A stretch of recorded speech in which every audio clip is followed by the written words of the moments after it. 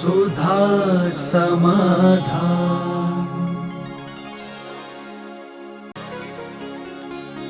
नमोस्तु गुरुदेव। दक्षिण भारत में दीक्षा से पूर्व मुहूर्त निकालकर, हाथों में हल्दी लगाकर, गजरत में बिठाकर और आरिका दीक्षा से पूर्व श्रृंगार कर अगले दिन मुहूर्त निकालकर दीक्षा दी जाती है। जबकि वैराग्य तो संसार से विरक्त होने से होता है, तो क्या इस विधि के बिना दीक्षा संभव नहीं है? एक 8-10 दिन पहले भी ये प्रश्न आया था।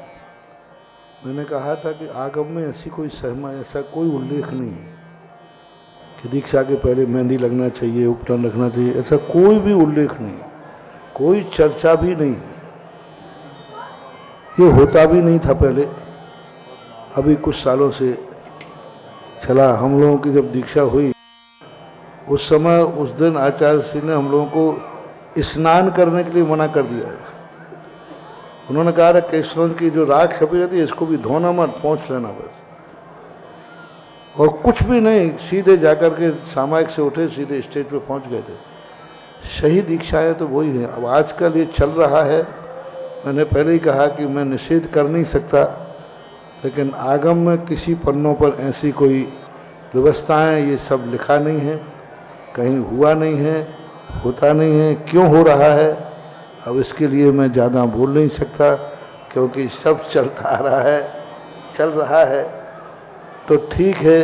लोग कहते हैं इससे प्रभावना होती है, इससे प्रभावना होती है। पता चलता है एक दिन एक महाराज को ऐसे ही हुआ, उनकी दीक्षा थी, नाम नहीं बताऊंगा। खूब लोगों ने सोना चांदी पहनाया, खूब बनौटी निकाली, खूब लोगों ने, उनकी दीक्षा हो गई। दीक्षा होने के बाद बिहार हुआ, डाकू गिरोह ने उनका पीछा किया। फिर रास्ते में चलते चलते लघु संज्ञा गए, उनको पकड़ लिया, बोले वो माल दो जो तुम्हें चढ़ा था। उन्होंने बहुत बताया कि भैया हम तो ऐसे रह गए थे। बोले नहीं, तू झूठ बोल रहा है, वो माल बता कहाँ है, क्योंकि साधुओं को जो चढ़ता है वो साधुओं के पास रहता है।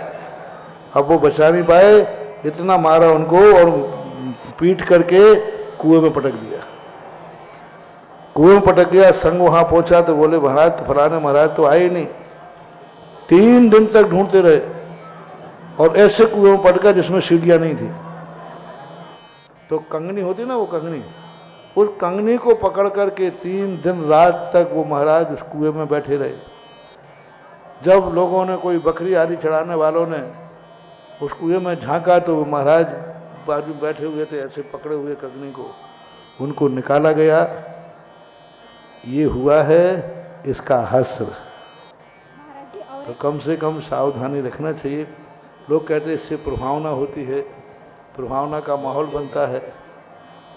ठीक है, मैं इस पर ज़्यादा नहीं बोलूं तो अच्छा है, बस इतनी कह सकता हूं, शास्त्रों में इसकी कोई चर्चा नहीं।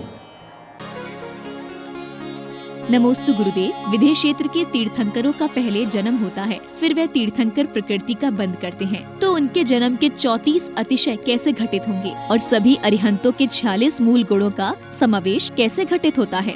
सभी के 46 मूल गुण होना अनिवार्य नहीं है। तीर्थंकरों के भी 46 मूल गुण होना अनिवार्य नहीं है। ये उत्कृष्ट से कथन किया गया।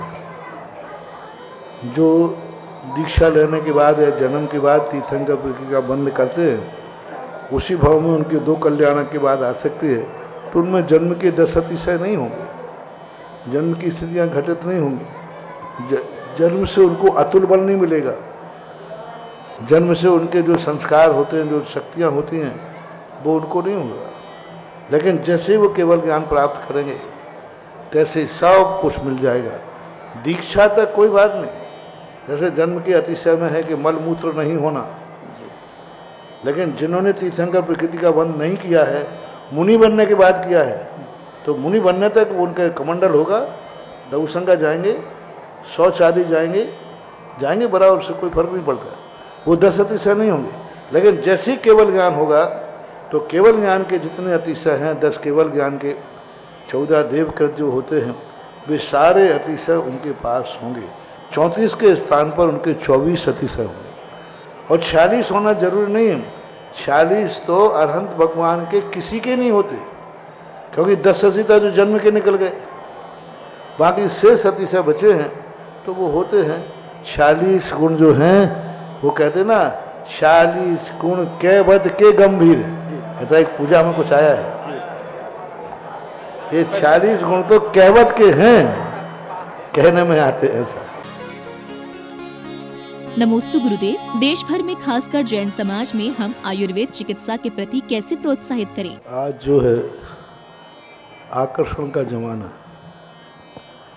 आज तुरंत रिलीफ का जमाना, लोग साइड इफेक्ट को नहीं देख रहे। तो कहते हैं कि हम जो बुखार था देखो एक इंजेक्शन लगा हम ठीक हुए।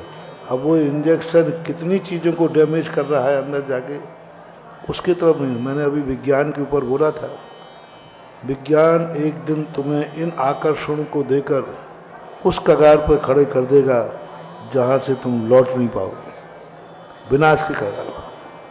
तो अब धीरे धीरे लोग समझ रहे हैं, आयुर्वेदिक की तरफ लौट रहे हैं। हमने बड़े बड़े अच्छे अच्छे डॉक्टरों को देखा जो सर्जन हैं। उनसे एक राजस्थान में एक सर्जन थे, बिना नाम लिए बताते हैं। उन्होंने कहा महाराज जी हम सर्जन है, एलोपैथिक दवाइयाँ देना हमारा धंधा है, व्यापार है, लेकिन हमने अपनी ज़िंदगी में कभी एलोपैथिक दवाई नहीं खाई, सदा आयुर्वेदिक ही खाता हूँ। मैंने कहा देते क्यों? बोले महाराज ये मेरा व्यापार है, आजीविका है। तो लोग आ रहे हैं। आयुर्वेदिक में सबसे बड़ी चीज़ है कि एक रिस्क मेंटेन नहीं हो पा रहा है, गारंटी नहीं दे पा रहा है। जो एक एलोपैथिक में लोग अपने आप में एक ऐसा विश्वास उन्होंने बना लिया है, आयुर्वेदिक में सबसे बड़ा विश्वास की स्थिति है।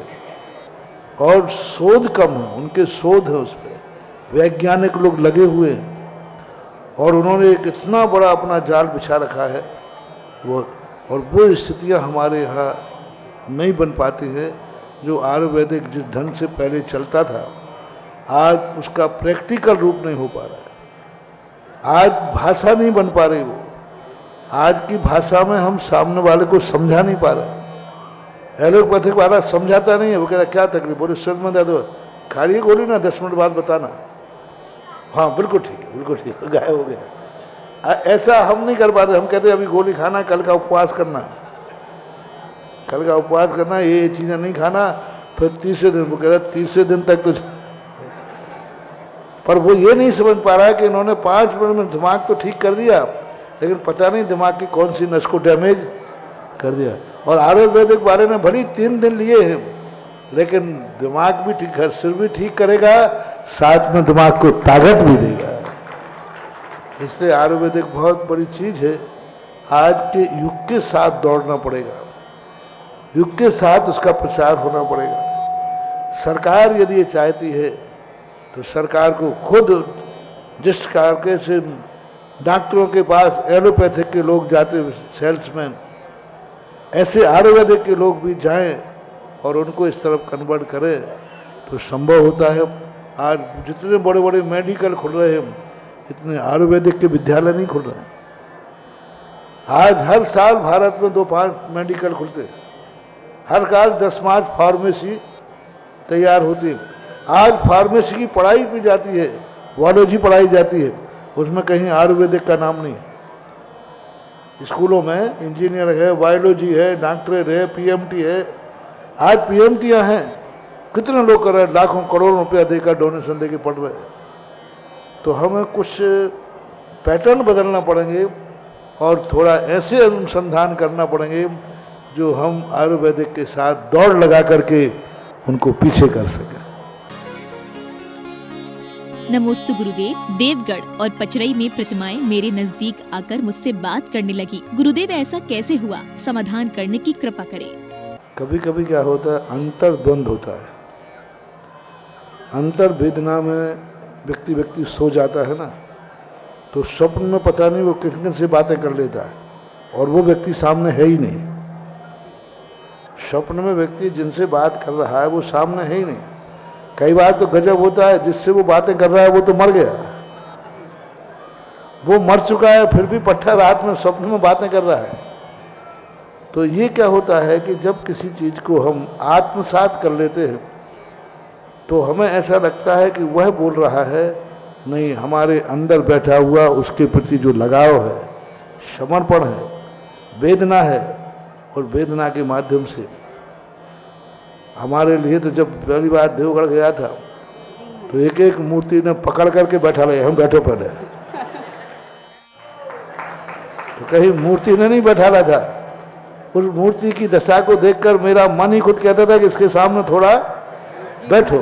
लेकिन जब अपना ये भाव होता है तो अपन को ऐसा लगता है जैसे सामने वाला मुझे आकर्षित कर रहा है, नहीं, हम खुद उससे आकर्षित हो रहे हैं। नमोस्तु गुरुदेव, अकाल मरण का क्या कारण होता है? बनता भली त्रिकाल में है, लेकिन कोई ना कोई आयु की सत्ता तो निरंतर बनी रहती है। ऐसा एक भी समय अनादिकाल से जीव का नहीं गया जिस समय कोई ना कोई आयु का सत्व न बना हो। और अकाल मरण जो होता है बद्धमान आयु का नहीं होता है, भुज्यमान आयु का होता है। जो आयु बन चुकी है, भोग रहा है, उसका अकाल मरण है।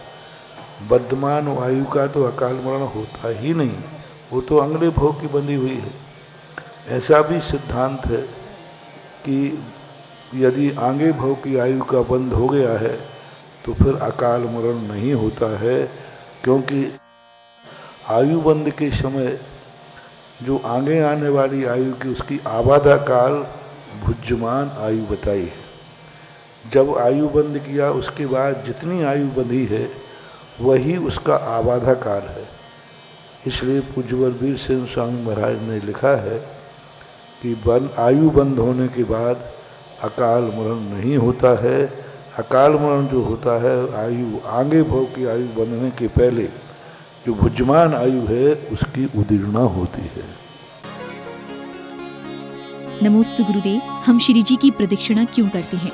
परिक्रमा लगाने का कोई अलग से कोई औचित्य तो ऐसा शास्त्रों में देखने में नहीं आया, लेकिन प्रदक्षिणा लगाने का उल्लेख जरूर मिला। सौधर्मेंद्र आदि भी अयोध्या की परिक्रमा लगाते हैं, मंदिरों की परिक्रमाओं का उल्लेख तो मिला है, लेकिन कोई ऐसा नियत कोई लॉजिक तर्क नहीं दिया कि जिस कारण से कहा जाए कि इसका मूल उद्देश्य है। मेरी दृष्टि से यह है कि आप त्रिलोकी नाथ हैं और आप तीन लोक के स्वामी, तीन लोक में पूज्य हैं, परमेष्टि हैं। इसलिए तीन लोक में आप ही श्रेष्ठ परमेष्टि हैं। इस उद्देश्य के करके तीन परीक्षणाओं का उल्लेख मिलता है। अरहंत, सिद्ध, आचार्य, उपाध्याय, साधु, ये तीनों लोकों में सर्वश्रेष्ठ पद है। अरहंत लोग उत्तमा, सिद्ध लोग उत्तमा, साहु लोग उत्तमा। श्रेष्ठ होने के कारण से इनकी तीन प्रदक्षिणाएं लगाने का उल्लेख। फिर और भी ये होता है कि आपको छोड़ कर के मेरा कुछ भी नहीं। परिक्रमा लगाने का अर्थ है आप ही हमारे अंतिम और लास्ट सब कुछ आप हैं। समर्पण का भी प्रतीक होता है। और अब चिंतन के माध्यम से आप जितने अर्थ निकालना चाहो उतने निकाले जा सकते हैं, क्योंकि पवित्र कार्यों के अर्थों की कोई सीमा नहीं होती। जब कोई गुणवान व्यक्ति होता है तो एक गुण का ना जाने कितनी महिमा मंडित की जा सकती है, कितनी भी महिमा मंडित की जा सकती है, ऐसा माना। नमोस्तु गुरुदेव, आपने कहा था कि मांगना नहीं चाहिए, लेकिन घर वाले मांगने पर भी ना दे तो ऐसे में हम अपने को कैसे संतुलित रखें कि उनके प्रति हमारे भाव खराब ना हो? कृपया मार्गदर्शन करें। जहाँ हमें मालूम है कि बिना मांगे मिलेगा तो तुमने कहा मैं मांगूंगा नहीं, उसमें काहे की चढ़ाई? तो मालूम है कि बिना मांगे मिलना ही है। जहाँ नहीं मिलना है मांगने पर वहाँ नहीं मांगना, यही तो तुम्हारी परीक्षा है। ठीक है, अब जब अति होने लग जाए तो अति के बाद तो मर्यादा का उल्लंघन हो ही जाता है। तो यदि ऐसी बात हो जाती है तो फिर कहा भी जाता है, लेकिन इतना नहीं कि तुम एक दूसरे को मरने मारने पर उतारू हो जाओ। मांगने का अर्थ की एक सीमा होती है और उस सीमा तक ही होना चाहिए। लेकिन अब सामने वाला यदि दुष्टता पर उतर आया है तो फिर तो क्या करें, दुष्टता को दुष्टता का व्यवहार करना ही पड़ता है। नीति और सिद्धांत में अंतर होता है। नीति तो कहती है कि ठीक है, जैसे को तैसा होना पड़ता है, लेकिन सिद्धांत ये कहता है कि नहीं, वो जैसा है यदि हम भी वैसे हो गए तो उसमें और तुम में अंतर क्या रहा। वो भी कुटिल है और तुम भी कुटिल हो गए, वो भी क्रोधी है तुम भी क्रोधी हो गए, तो फिर दोनों में अंतर क्या रहा। यदि तुम ज्ञानी हो, समझदार हो, तो हमेशा समझदार को ही समता रखना है, कमठ को समता नहीं रखना, समता पारसनाथ को रखना है। अपन कहें कमठ को समता रखना, कमठ क्या समता रहे, वो तो दुष्ट है ही, लेकिन पारसनाथ को ही रखना पड़ेगी, ये सिद्धांत है। अब जो आप लोग व्यवहार में जीते हैं, सिद्धांत से आप लोग नहीं जी सकते, आपको नीतियों का सहारा लेना पड़ता है। इसलिए नीतियों में जहाँ जैसा प्रसंग आए तद्रूप भाव करते हैं, तो ग्रस्त हो, ग्रस्तों में ये सारे परिणाम होते हैं। नमोस्तु गुरुदेव। आजकल कई जैन महिलाएं करवा चौथ का व्रत मनाती हैं। उनको हम किस तरह समझाएं कि हमारी बात बुरी ना लगे और वो समझ जाएं? तो ये काम ठीक नहीं। अपने आगम के जिसका जो धर्म है उसी धर्म पर ही आपको समर्पित रहना चाहिए। जब आपके यहाँ उस तिथि का कोई व्रत ही नहीं लिखा है तो आपको वो तिथि फलदायी नहीं होगा। आपको वही तिथि फलदायी होगी जो आपका कुल धर्म है। ये कुल धर्म कहलाता है, और कुल धर्म वही है जो आपको कुल परम। तुम कितना भी प्रयास करना, लेकिन तुम्हारे लिए जब भी कोई भी सिद्धि होगी कुल धर्म से होगी। आपके कुल धर्म में कहीं इस प्रकार के उपवास आदि लिखे ही नहीं हैं, तो करने से कोई फायदा नहीं। आप कर रहे हो, दुनिया के देखा देखी कर रहे हो, तो कोई लाभ नहीं है। और ऐसा कोई ज़रूरी नहीं है वो सासू करे तो करवावे, सासू ही तो है। बाहर पारिवारिक सांसारिक कार्यों में हुकूमत चल सकती है, धर्म के कार्यों में ना सासू है ना बहू है। धर्म तो धर्म है, धर्म तो धर्म है। महारानी चेलना अपने पति को सब कुछ मानती थी, सब कुछ मानती थी, लेकिन जब धर्म की बात आई तो उन्होंने कहा नहीं, आप मेरे सांसारिक जीवन के स्वामी हो सकते हो, लेकिन पारमार्थिक जीवन का स्वामी तो जिनेंद्र ही है। बहुत संकट आने पर उसने अपने पति से कोई समझौता नहीं किया, और पति ने बहुत प्रयास किए उसको मिथ्यात की तरफ ले जाने के, लेकिन उसने कहा नहीं, संबंध ही नहीं है। धर्म अलग चीज़ है, संसार अलग चीज़ है। हमने तुम्हारे साथ सांसारिक संबंध बनाया है, ना कि पारमार्थिक संबंध बनाया है। सुधा समाधान